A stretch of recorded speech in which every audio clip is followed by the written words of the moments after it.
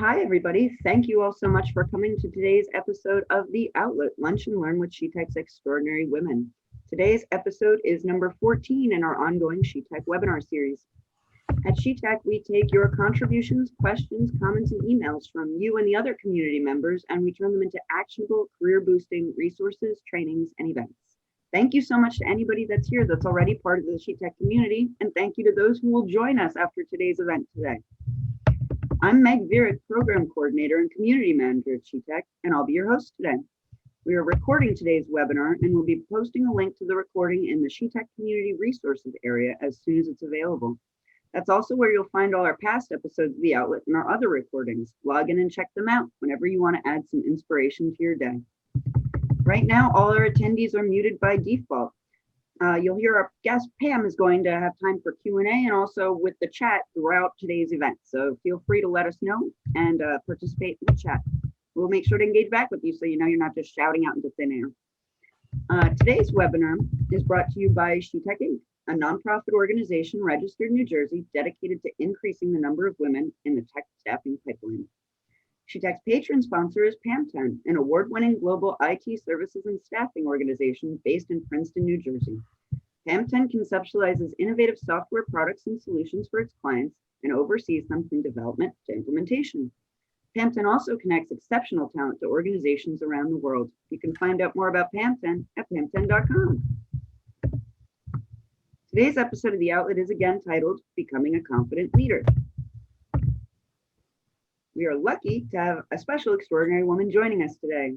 Pam Sammarco, our guest, is the founder and CEO of Green Training Associates, LLC. Pam's firm specializes in building people's capabilities to solve the world's challenges and in building sustainable organizations. She accelerates business growth with training, talent development, coaching, and career services, and brings over 30 years corporate training experience to deliver excellence to her clients.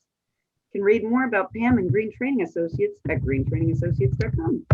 We're so glad that you can join us today, Pam.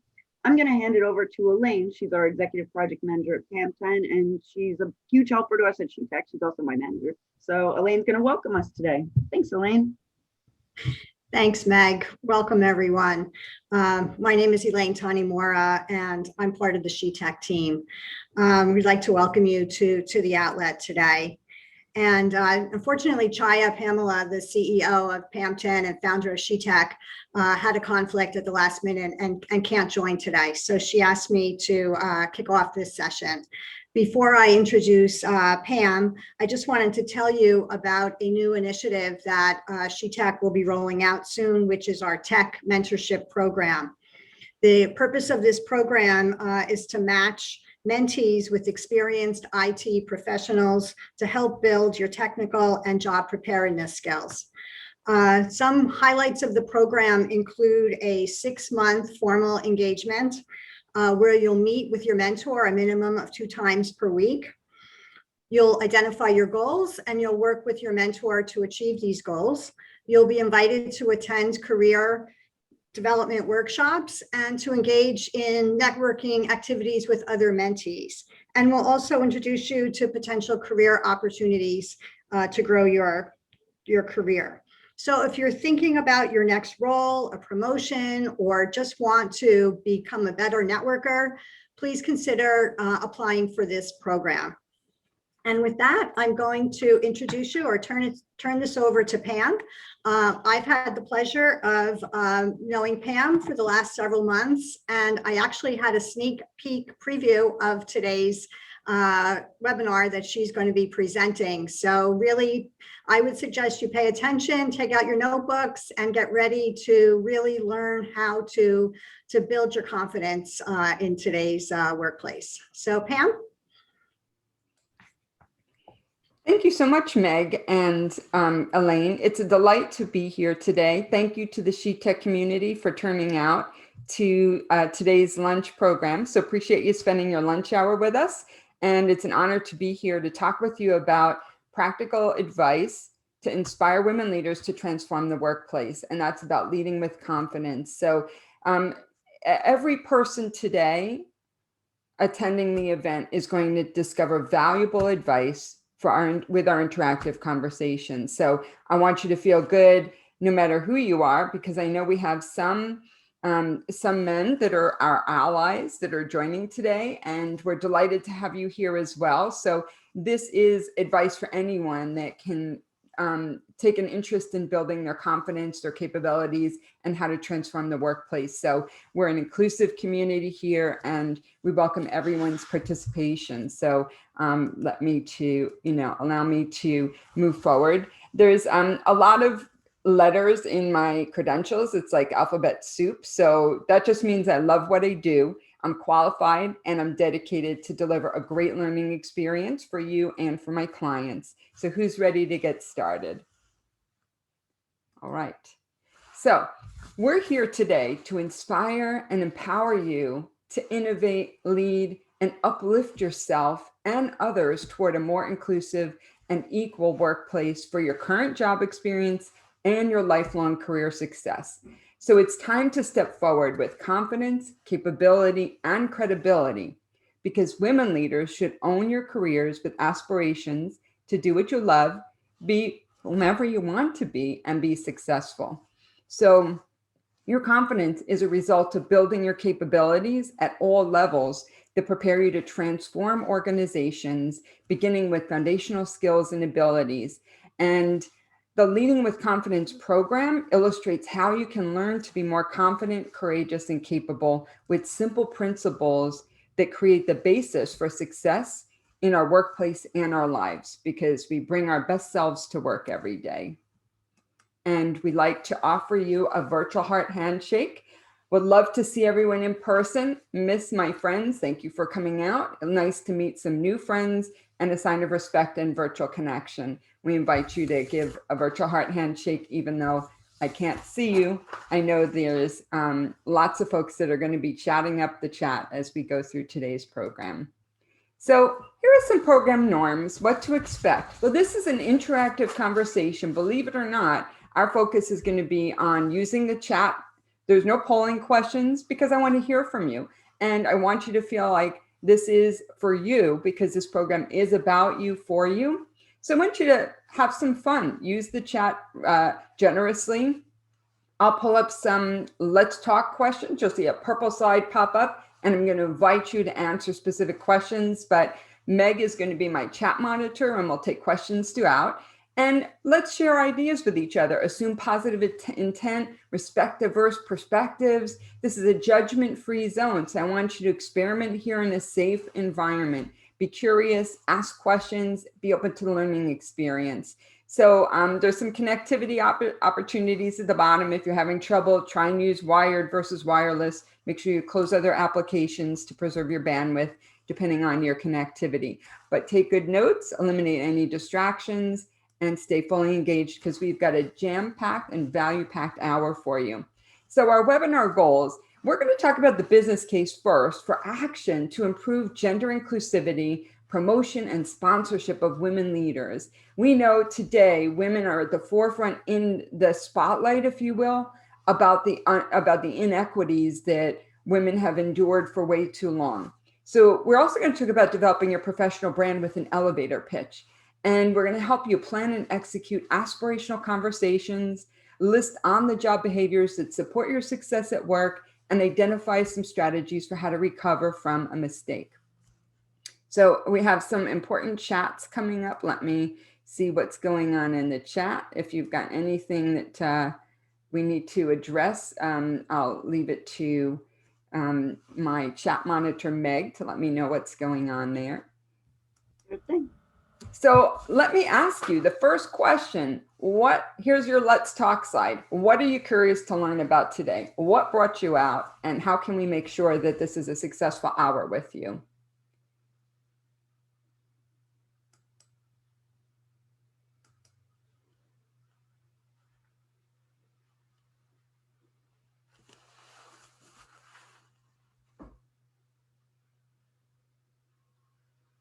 Meg, what are you seeing in the chat there for us?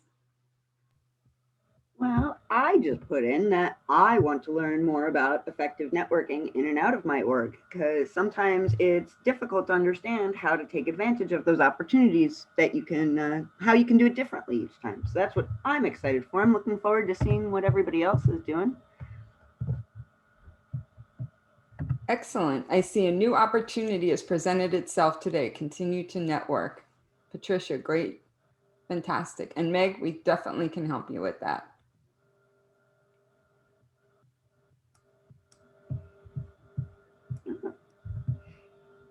We have another person who wants to learn how to become a more confident salesperson, another one who wants to build some confidence in her skills, and somebody else says that she tends to shy away from being a leader, the center of attention, looking for some tools to help with that.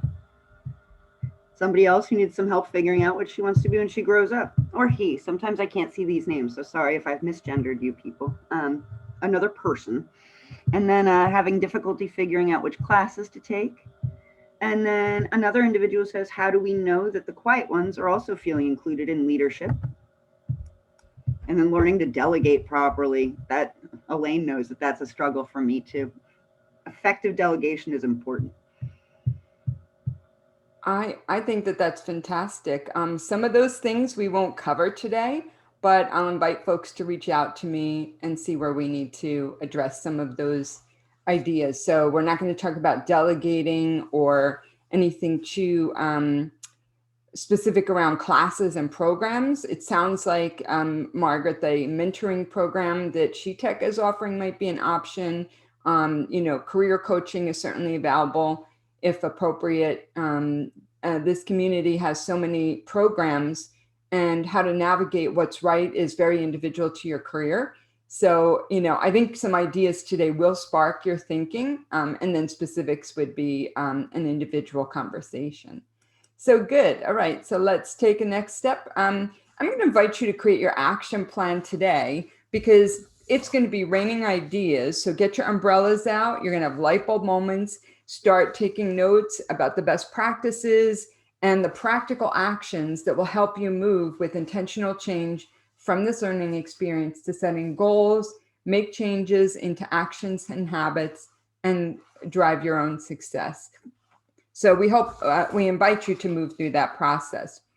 So, here's a fun icebreaker that we're going to do as we, starting now, let me just invite you to find ideas that motivate you to change, collect ideas for at least 3 actions that you'll take with you today. So let's talk. Pick a power name for yourself, because some of this is about positive self-talk. I want you to type it into the chat window and tell us why you chose that name.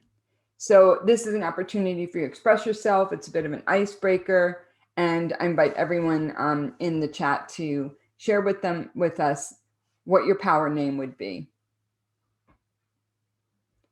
Part of building confidence is to see that optimal future for yourself and optimal performance, just like athletes do, where they envision, the Olympic athletes or celebrity athletes. They're focused on what does optimal performance look like. We need to envision that for ourselves. And that part of it is knowing what we're capable of and how we see ourselves to have others see ourselves.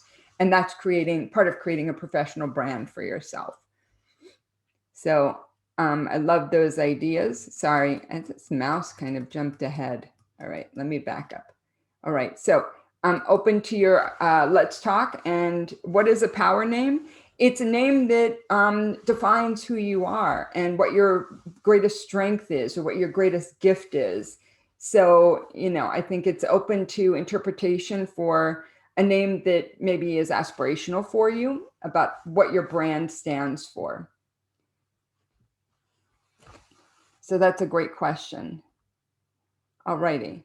So let me invite you to keep thinking about the power name, Meg. I love that, Meg, the persistent conqueror. That's beautiful. And that's a great example, because persistence, resilience, those are great words. Courageous, think about the Power Rangers, think about, women in positional power that you admire, and what's their greatest characteristic or what is aspirational for you. So we're in a position where we're going to use my love of benchmarking and researching trends in this next section to talk with you about the strategic view of the business case and the actions we need to take toward gender inclusivity, promotion, and sponsorship of women. So we're in a position where when you see these statistics, if you aren't taking this topic seriously, You will when you read about the positive impact that women have, and also ethnically diverse companies have as significant competitive advantages. Nellie, the process transformer. Yes, that's totally what you are. Simply Flows is brilliant. Thanks for sharing, Nellie, about your power name. So McKinsey's done some research about gender diverse companies. They're 15% more likely to outperform their peers on major business indicators. And ethnically diverse companies are 35% more likely to outperform their peers. So think about the talent is, talent resides in every race and every gender. So if you don't have a diverse company, ethnically and gender diversity, you don't have the best talent, because talent exists in all walks of life. So Catalyst did some research where companies with more women on the board statistically outperform their peers over a longer period of time, which is what's interesting as well. So the statistics show that innovation, change, diversity of thought bring in business improvements that are metrics and statistically provided business indicators and driving new results for companies. So it's become a top business priority because it's proven as a valuable asset. Now, we have a good news and bad news story when it comes to female Fortune 500 CEOs, right? So over a 20-year period, you see this chart showing from left to right, the red bars have gone up, right? So we've had the number of female CEOs in Fortune 500s increase, and this visual shows the progression over 20 years from 2 to 37 of 500 CEOs. So right now, 37 CEO women are still a minority in 2020. So the general upward trend of 7.4% is better than it was, but there's only 3 women of the 37 women are women of color. So we need to continue to pave the way for more women in CEO positions, and we need to make sure there's equal compensation to men. So while we've made progress, we still have so much further to go. And you'll see that female CEOs get paid less. This is a 2019 Bloomberg study where the best paid executives of 2,500, only 8% of the total are women in the best paid category. And women executives are earning on average 18% less than men. So it's always been, I continue to be puzzled at this corporate compensation task. Why are women and men paid differently for the same work? That's a huge question in my mind. And part of the answer is that men will negotiate and negotiate harder for more money. And I also hold responsible compensation specialists in human resources who should be committing to salary audits to compare pay across people in the same job.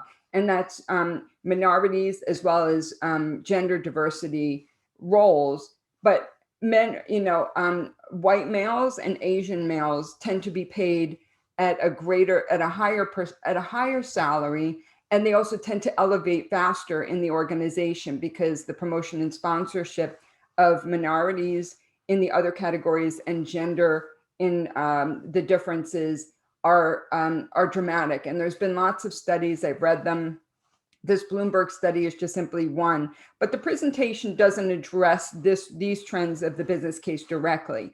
But what it does is it provides us the context and the sense of urgency we have for corporations to work harder at gender diversity, pay equity, and women in leadership putting them in leadership skills curriculums, sponsorship programs to prepare the talent recruitment and the pipeline. So let's move forward and talk about the top 5 women in leadership challenges. So women are held to higher standards. And that means that, comparatively, the expectations for women and the performance bar is always set higher for some reason. And, there's a lot of studies around the logic to this, but, we're also fighting gender stereotypes, which is unfortunate because men are perceived as more capable and more confident, but they don't, they may be more confident, but they may not always be more capable. But the confidence tends to win the position of things for men than it does for women. And sometimes the perception of women is when you're confident, then you might be, arrogant or difficult to deal with. And so there's this fine balance for women. They're always fighting the gender stereotypes and the standards of performance. Also, playing the game is an expression that represents men as the opportunity for them to they are more strategic when it comes to setting preparation conversations and getting votes and getting sponsorship for a project or an initiative, or to get a stretch assignment or a promotion. That navigation process is what is referred to here in number 3, playing the game. And it's not a bad thing, but it's kind of like playing chess, where you're moving your pieces strategically across the chessboard to ultimately win. And it's a skill, and it's certainly more innately ingrained in men from an earlier age than it is for women typically.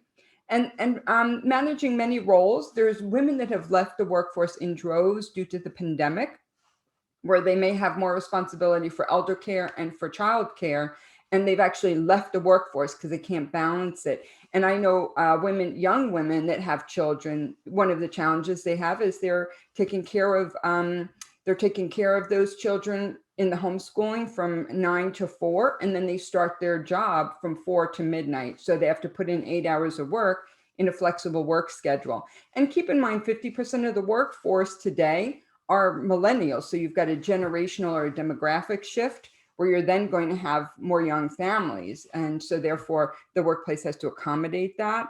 And then of course, taking risks. Women can be more cautious to take risks than men, and those risks are more calculated for women than they are for men. So it's stepping out with that confidence, taking greater risks, positive, intelligent risk, of course, but connecting into the opportunities that I saw in the chat from someone. You got an opportunity today.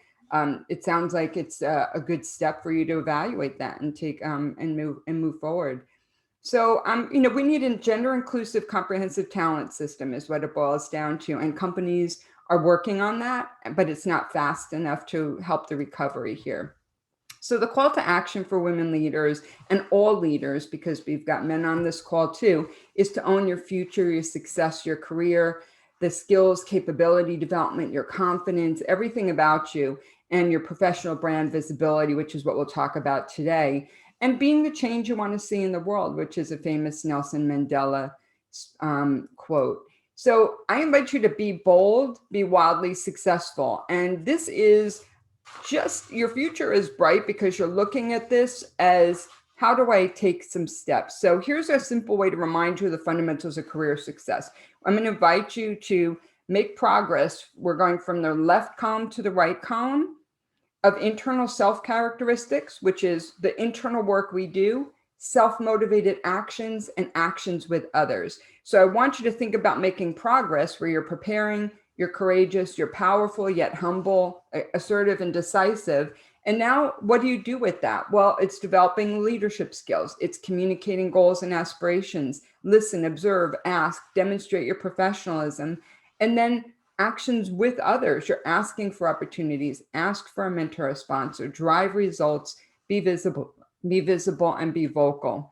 So your road to conscious choices basically means that everything we do has to do with conscious choices, and you want to draw on the resources available to you to make decisions that reflect who you are and who you want to be. So to make conscious choices, you want to have a strategy, a plan, and a guide for your dreams and aspirations. So I encourage you to develop a new mindset with my 3 favorite characteristics of mindfulness, curiosity, and discovery. So know what you know what you don't know, and make a plan to find out. So being aware of making good choices with voracious curiosity and discovery techniques, becoming a thought leader, and inviting innovation and trends into your thinking to open up your new mindset. And only then can you dream big and make conscious choices. So let's talk. Who in your life do you admire? Which women leaders are role models for you, and why? So feel free to use the chat and see what we can learn from each other.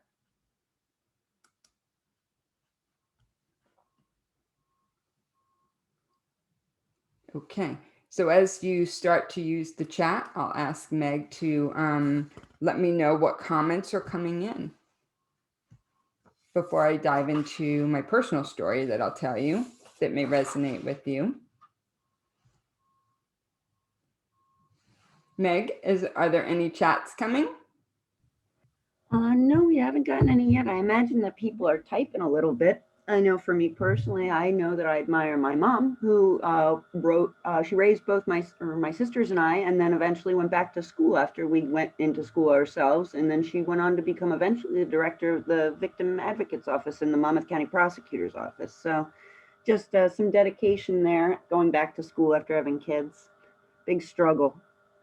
So. You know, that's a beautiful story. Thanks for sharing it. I think it's an important acknowledgement. I admire my mom too for a lot of reasons. I have a business mentor who is phenomenal. I have a lot of women entrepreneurs in my network that I admire. And those connections are essential today for us to see how we can be our best selves and how we can stretch and develop ourselves and in what light. So I had heard a statistic one time that the 5 people in your life that you spend the most time with, you're a summation or a compilation of those 5 people. So think about the way and with whom you spend time and how those people shape our view of ourselves as well as what's possible for our future. So, okay, so we'll invite people to keep typing as we go through. Let me know what questions come up. We've had a couple. Now we've got yeah. One of them suggested that Oprah Winfrey is a great role model, a strong leader, but an encourager. Yeah. Another person here today says her grandmother had 3 kids, and when her grandfather died, she went back to college and studied while taking care of 3 young kids and her parents. And finally, we have another one for Jacinda Ardern, the Prime Minister of New Zealand. I love how empathetic and caring she is. She's one of my favorites too. And she got a 0 COVID rate during the pandemic. Just brilliant leader there. I think she's fantastic.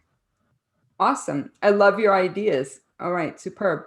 So my personal story, I'll tell you about my Douglas College experience and my career path as an example of, as I've an established career, and where this began was my Douglas externship experience. 36 years ago on winter break, I had an experience for 2 weeks at Merck Pharmaceuticals training department over a holiday break, basically. That hands-on experience at such a young age confirmed that I chose the right career path for me. Not everyone can say that they've had a continuous path of from what they decided in college as a major to 36 years later, still using my degree every day, what I love to do and what I'm qualified to do and still passionate about. So I pursued my academic path that supported my career path. So I picked my career and I backed into it with my studies. And I think that's an interesting way to think about preparing yourself for your future. So many years later, I'm still in the same profession and more successful and passionate than I would have ever dreamed. So it's an important step to do that thinking. So what I invite you to do is think about the other difference that you make for people around you. So this sweater, my Red Pine Society Guide sweater from 1986, is symbolic of my leadership role at Douglas College. And I've been extending a ladder up to mentor and train young women since those days in college. And I've always been deeply committed to empowering women, mentoring, coaching, especially supporting emerging young women leaders, professional women's networks, alumni association work, etc. So I invite you to think about how many women have you extended a ladder up to? And we need that multiplier effect, right? So anyone that you can make a difference for and help them be better or be their best self today, you've then extended that ladder up. So when, speaking of my mom, so it never occurred to me when I was at Douglas as an all women's college that I couldn't do whatever I set my mind to. So my mom gave me that mindset. Douglas College as an all women's school gave me that mindset. But it really went into my life thinking, if I set my mind to something, I'm going to accomplish it. So it's a mindset, positive mindset that I think is helpful for you to think about for yourselves. So, fun facts about me, this is the laundry list of things that I've completed and developed and continue. The continuous learning mindset is important for that, to discover, know what you don't know, make a plan to find out. So I've always operated that way, and making progress and being resilient through difficult times has been also part of the mantra, because this path doesn't come without challenges, without mistakes, without things that, self-doubt. So trust me, every moment is what can I do to make progress, and what is it that I need to navigate in life and in business. So let's talk. What was a significant milestone or career accomplishment that was a defining moment for you? So I invite you to put a note in the chat. So I've described some of my milestones and accomplishments. Love to hear what was important for you, and how you how you found that to be a defining moment, like my externship was.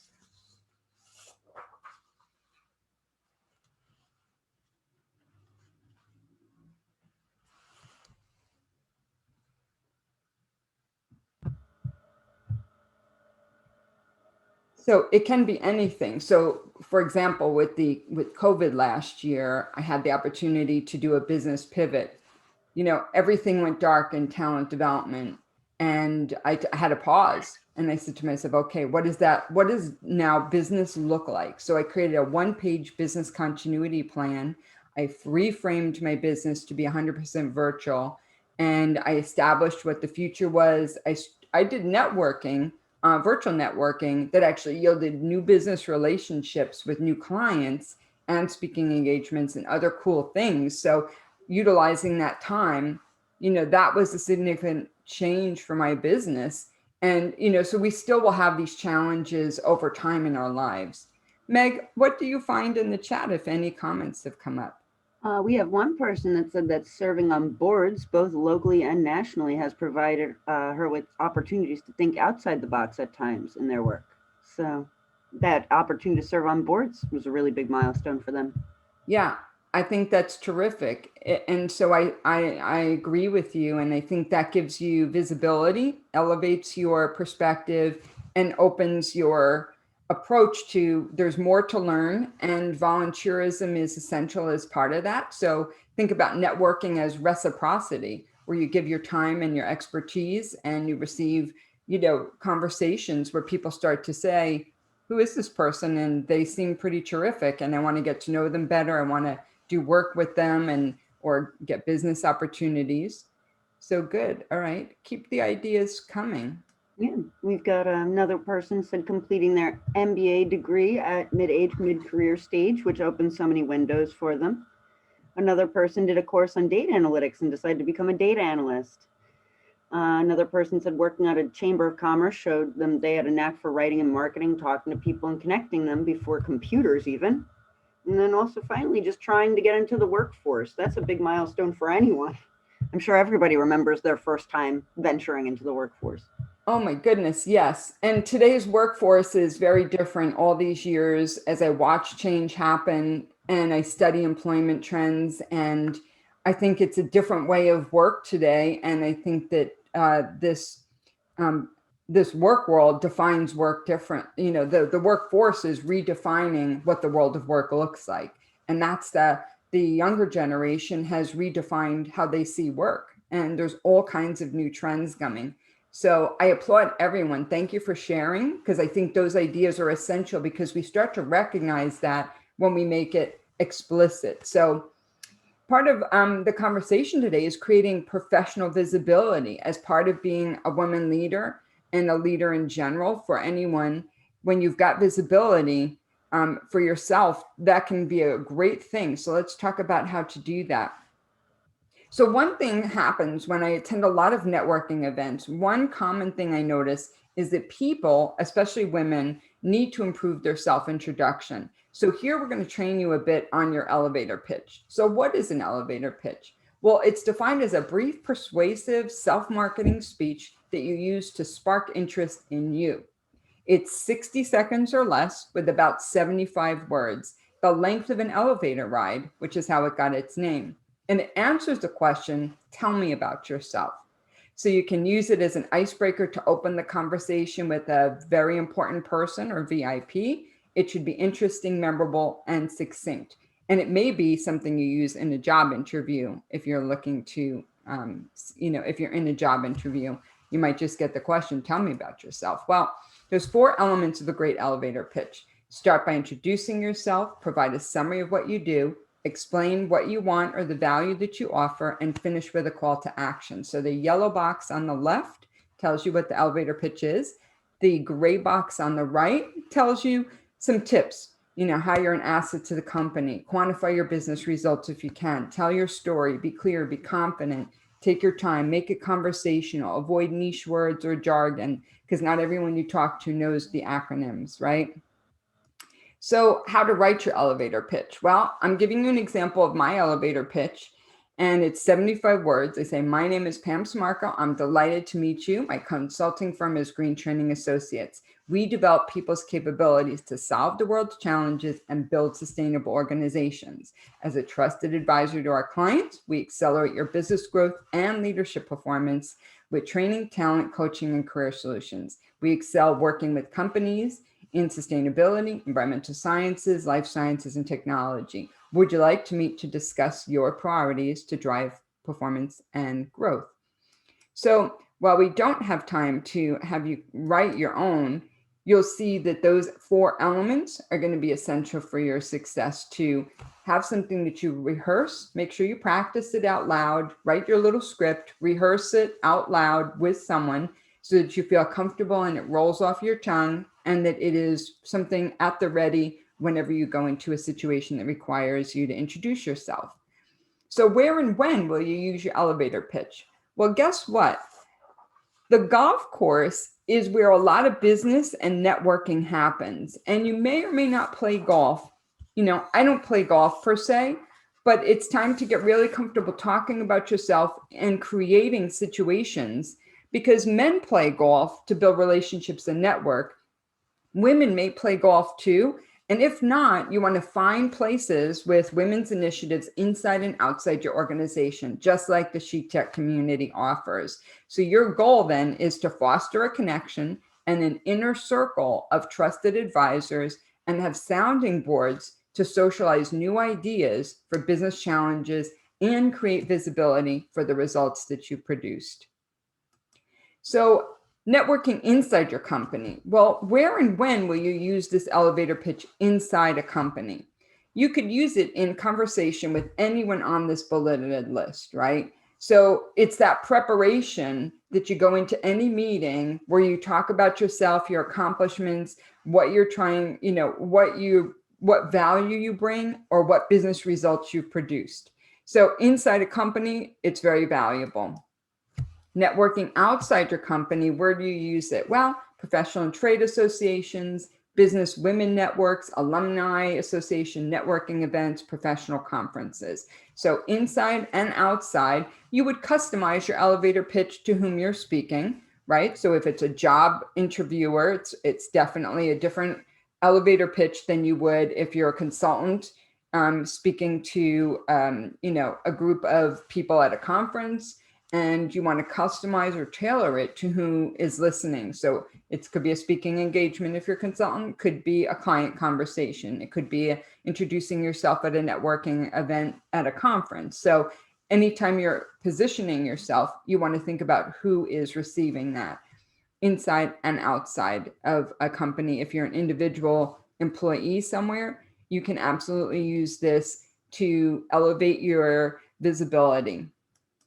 And so mentors and sponsors, let me say a few words about this opportunity for you, because mentors are a word that's provided and spoken about. Coaches are another word, and sponsors are another word.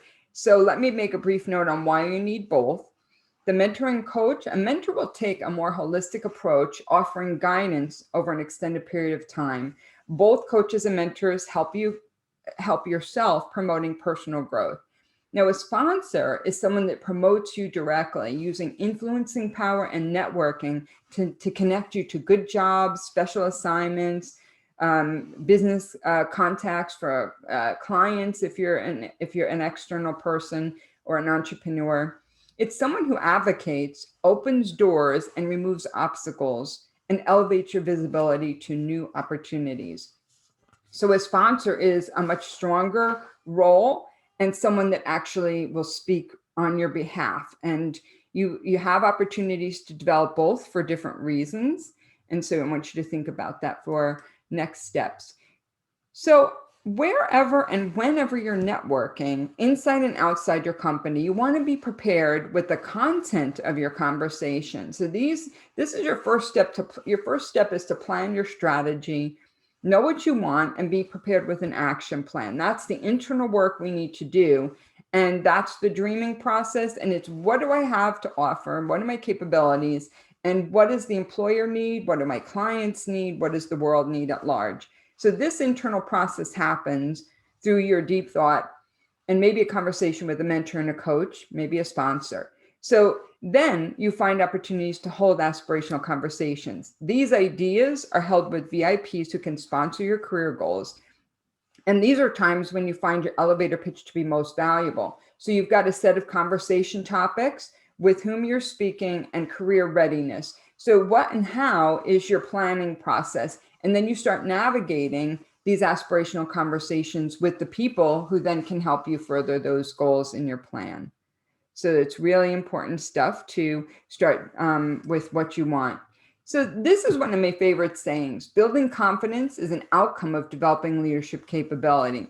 So I'm asked often when I coach and train people, I'm asked how I can help them build confidence, which is kind of where this presentation came from.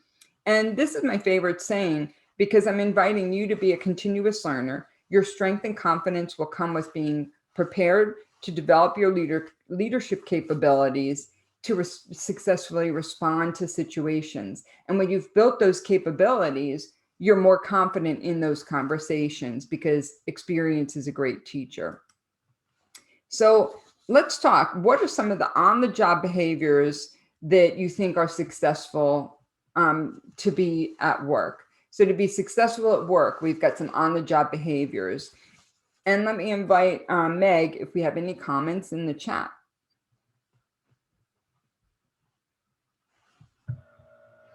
We don't have any quite yet. Okay. But I do know from a previous answer from somebody, they were talking about just how talking to people and connecting with them was always really helpful for them. Just finding people that they could connect with in person or even virtually. I think there's a big affinity for virtual communities and support. And I think in every corner of the world, people are craving a social connection, especially during the pandemic, because of the epidemic of this loneliness, essentially, because we've been so isolated that we've become like disconnected in some way, shape, or form. So I think virtual communities were on the rise, generally speaking. And then I think the pandemic just accelerated the need for connection. And that's a very human need. And it also provides opportunities for great conversations. So I'll invite you to keep chatting as we move forward with 15 minutes left to our program. And here's the last module for us today, which are the key success factors of how to improve your credibility, capability, and confidence. This doesn't apply just to women, it applies to everyone. So I've got 6 key factors. There's one slide on each. The first impressions, building relationships in your network, positive language equals charisma, values at work equals credibility, trust equals power and influence, and courageous leadership. This is starting to build our credibility and capability and our confidence with who we are and how we present ourselves. So let's look at each of these success factors. So first impressions count, and first impressions are lasting impressions. And here's why. People form an impression about you in the first 2 minutes of the conversation. In fact, people make 11 assumptions in the first 7 seconds of meeting you. Then they spend the rest of the time verifying that the first impression is correct.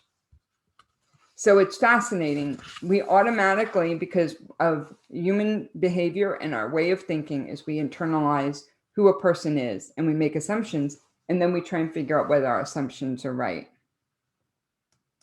So relationship building is critical in your network. So when we're socializing in business situations, small talk can be awkward. What do we talk about? And this is a very simple acronym that will help make it very easy for you when you're in a social or business situation. FORD is our acronym. So you want to talk about family, occupation, recreation, and dreams. So this is our second of 6 success factors. So when we, it makes small talk simple when we steer clear of any topics that might be controversial. This is a positive way to start thinking about how you interact with people in a networking situation. All right, so I invite you for our third success factor to think about positive language, which is powerful and engaging. And people are drawn and want to be around charismatic leaders who have an optimistic and a progressive attitude. So languaging what is possible equals the can-do attitude. And negative language actually shuts people down and creates obstacles. So walk the positive talk as great leaders do, where you say what can be done, where you're helpful and encouraging, not bureaucratic. You're stressing positive actions and positive consequences and choices available. So think about the positive can-do attitude, and that increases your charisma, which then attracts people to that positive energy.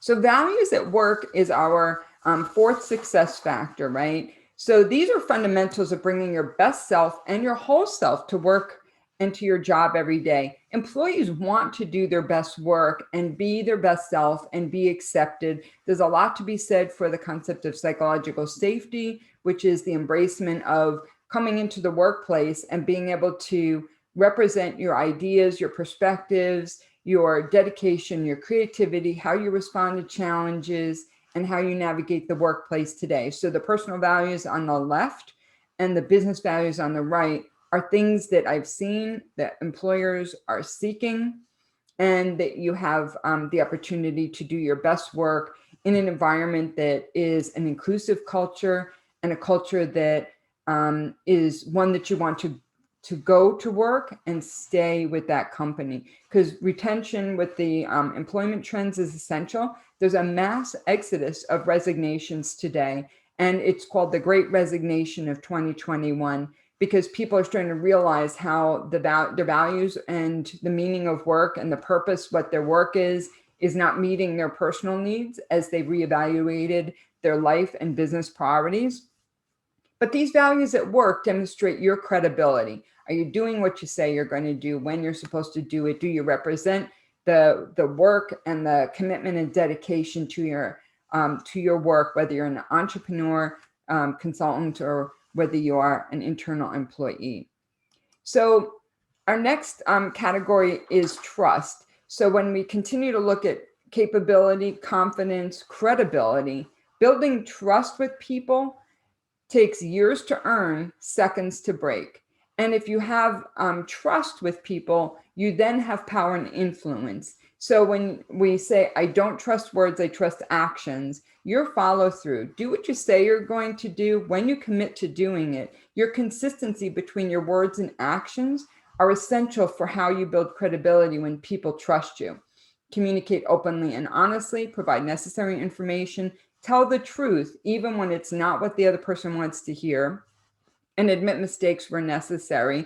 So the trust is earned by demonstrating these traits on a consistent basis over time. And a trustworthy individual is someone that demonstrates integrity, honesty, and reliability. People want to be around people that have that stability. They're drawn and they're given power. Those people that demonstrate trust are the ones that have the power and influence in situations. So we all want to operate with this mindset, especially if you're a remote worker, because then, are you doing what you're supposed to be doing? And employers want to know that they can trust your ownership and your accountability, which are two big factors, especially within the remote work world today. So I'm committed and dedicated to helping people be focused on the ownership and accountability in their company culture. So we're going to step into the courage zone as our final factor of success today as we look to what does it mean to be courageous. Well, it was a moment of courage for me to start my consulting practice 12 years ago. I started Green Training Associates because I always wanted a consulting firm. After 24 years in 4 global corporations, I thought I really just want to be on my own, bring my expertise, and deliver great programs and services to my clients. So I built a strong professional network over time. I had 2 business mentors that guided me. I formed an advisory board of experts that contribute to my business. I attended women entrepreneur programs, made mistakes. I learned a lot. And 12 plus years later, I have extraordinarily successful engagements, and it doesn't feel like work anymore. And I was very blessed and honored to be the 2020 one of 50 best women in New Jersey business last year. So that moment of courage was intelligent risk taking. And the picture here is me at an event. I had an exhibitor booth, and it was so much fun to create my brand and to demonstrate that through this visual of my one of the fun moments that a business owner gets to do. So I invite you to think about that moment of courage and intelligent risk taking and what it means to step forward with that courage and confidence that was my quote at the start of our program. So what really happens when you're afraid? Well, being courageous is not about being fearless. So let's face it, when we're afraid, we need to feel the fear and do it anyway. That's precisely when our knees are shaking, our heart is pounding, our palms are sweating, and we're going, oh my goodness, is this really happening? Am I prepared? So there's ways. I teach a workshop on courageous leadership, which is about the preparation of 3 courage skills. And that moment when you're developing those skills is when you're ready to step into what we call the courage zone.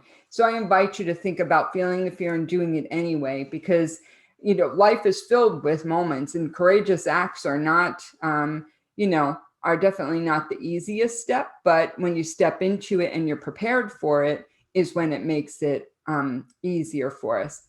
So life in organizations, think about courage as the first virtue in life. Then it's also the first virtue in organizations, because it takes courage to try something new. It's a first attempt. It's pioneering, making bold decisions, becoming innovative, and creating change. That all takes the steps of, I see a vision, I'm prepared for it, I'm confident I can accomplish this, I'm credible, I'm trustworthy, and I've developed my capabilities, because the capabilities are part of that courage. So leadership does take courage. And if you get courage right, a lot of other things fall into place. That's why it's the first virtue, according to Aristotle. Now, not everything goes the way we like it sometimes. There are definitely days when I'm up at 4 a.m. going, okay, I've got a business problem to solve. What am I going to do about it? Constantly thinking about my business, constantly communicating, constantly planning.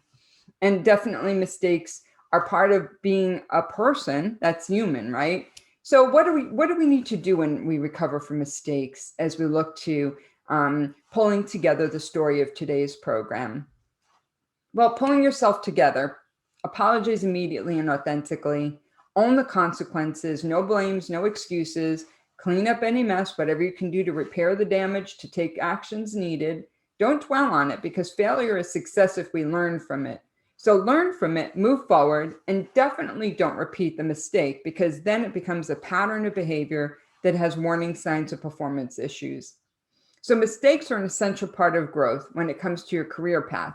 So learn to be accountable, forgive yourself, make improvements for the future, and that'll keep you moving forward in a positive direction. Because sometimes we panic. You're going, oh my goodness, did that just happen? Well, these are some steps that will help you breathe, pull yourself together, and see if you can make any remedial steps to fix it and move forward. Learn from it and move forward. So I love this quote by Marianne Radmacher. Courage doesn't always roar. Sometimes courage is that quiet voice at the end of the day saying, I will try again tomorrow. And that's making progress. It's being resilient, and it's being focused on what your passion is, what your capabilities are, what credibility you bring, and what confidence you present yourself as you elevate your professional brand and you become a a leader that's transforming the workplace. So let me invite any questions or discussions. I have a closing slide, and then I'll turn it back to Meg for her SheTek closing. So Meg, what do we see in the chat? Any comments or questions that have come up? I don't have any questions going on right now. Wait, I do have one. Where did you get the logo of your brand from? Oh, so I have so as a graphic artist that I do business with, I can give you your contact information, shoot me a note.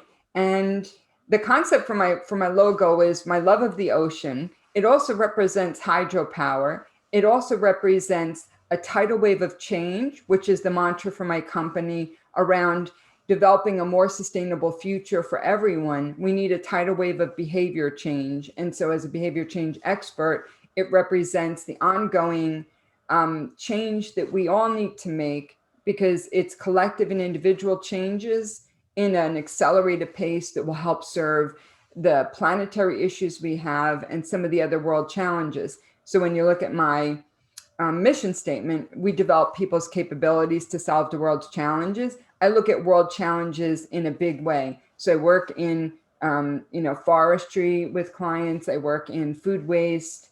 I work in life sciences with student mental health. So some of the work that I'm doing, these are and diversity, equity, inclusivity issues, women in leadership issues, like these are all about what the world's challenges are. So the industries around sustainability, environmental science, life science, technology all have world challenges. And so my logo represents the tidal wave of change that's happening.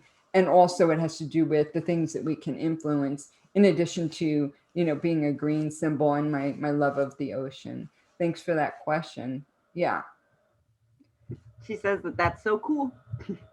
Yeah, it's pretty deep, right? And the ocean is deep, and also just, it's an interesting question. So I have to say that was my vision and still is all these years later. Other questions or comments as we're closing in on the hour? All right. So let me invite you to review your action plan as we close. What are your key learnings from today? How did you do with picking up 3 actions that motivate you to change through learning, goals, intentional change, actions, habits, and success? So let me invite you to have this final quote. If you want 1 year of prosperity, grow grain. If you want 10 years of prosperity, grow trees. If you want 100 years of prosperity, grow people, especially women. And that's an ancient proverb.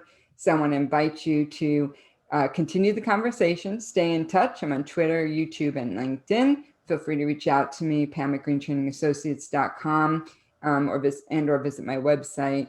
And I'm delighted again to be here. Many thanks to Elaine and Meg and Chaya for making this program possible, and the SheTek community for turning out. So allow me to turn it back to Meg for her final closing comments. Thank you again, everyone. Appreciate your chat, and let's stay in touch. Yes, thank you all so much for being here today. I'd like to take just a moment to invite everyone that's here with us today to join us in the SheTek Power community. You'll find us at shetek.net, and membership is free.